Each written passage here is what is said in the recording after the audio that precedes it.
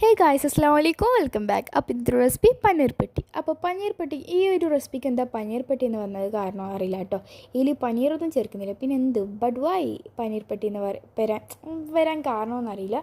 അപ്പോൾ sugar syrup ചേർക്കുന്നതുകൊണ്ടാണോ paneer പെട്ടി എന്ന് പറഞ്ഞതെന്ന് അതൊന്നും അറിയില്ല കേട്ടോ. അപ്പോൾ നിങ്ങളുടെ നാട്ടിൽ നിങ്ങൾക്ക് അറിയെങ്കിൽ ഒന്ന് പറയാം. അതുപോലെ തന്നെ നിങ്ങളുടെ നാട്ടിൽ എന്താണോ ഈ റെസിപ്പിക്ക് പറയുന്നത് അതും കൂടെ ഒന്ന് കമൻറ്റ് ചെയ്യാം കേട്ടോ. കമൻറ്റ് ചെയ്യൽ മാത്രമല്ല സബ്സ്ക്രൈബും ചെയ്യണം, ലൈക്കും ചെയ്യണം. അപ്പോൾ നമുക്ക് ഇതിൻ്റെ റെസിപ്പിയിലേക്ക് കിടക്കാം. ഫില്ലിങ്സ് ആയിട്ട് വെക്കുന്നത് മുട്ടൻ്റെ ഒരു ഇതാണ് കേട്ടോ. മുട്ടയും പിന്നെ പഞ്ചസാരയും ഏലക്ക പൗഡറിലും ചേർത്തിട്ടുള്ളൊരു ഫില്ലിങ്സാണ്. പിന്നെ ബാറ്റർ എന്ന് പറയുന്നത് മൈദപ്പൊടി പിന്നെ മുട്ട അതിലും കൂടിയിട്ട് അടിച്ചിട്ടുള്ള ഒരു ബാറ്ററാണ്.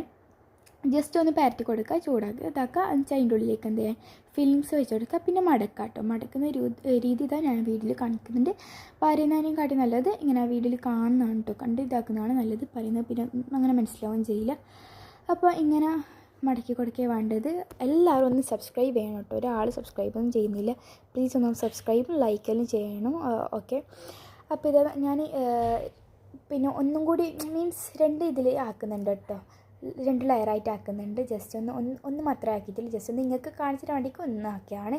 അപ്പോൾ ഇങ്ങനെ 6 ചേച്ചിട്ടുണ്ട്. 6 ആളാണ്. അതുകൊണ്ട് 6 ഇതാക്കിയത്. വേണമെങ്കിൽ നിങ്ങൾക്ക് രണ്ടെണ്ണം ആക്കി ചെയ്യാം. പക്ഷെ ഞാൻ ഓരോരാൾക്ക് ഓരോന്നാണ് കേട്ടോ. അപ്പോൾ ഇതിലേക്ക് ഷുഗർ സിറപ്പ് എങ്ങനെ ആക്കേണ്ടതെന്ന് അറിയാമല്ലോ. അതിൽ ഏലക്കപ്പൊടി ഇട്ടിട്ടുള്ള ഇതാണ് കേട്ടോ. അപ്പോൾ കുറച്ച് കൂടുതൽ ഞാൻ ഒഴിച്ചത്. അപ്പോൾ ഇത്രയേ ഉള്ളൂ ഇന്നത്തെ റെസിപ്പി. അപ്പോൾ ബാക്കി നാളെ ഇൻഷാ അല്ലാഹ്. അസ്സലാമു അലൈക്കും.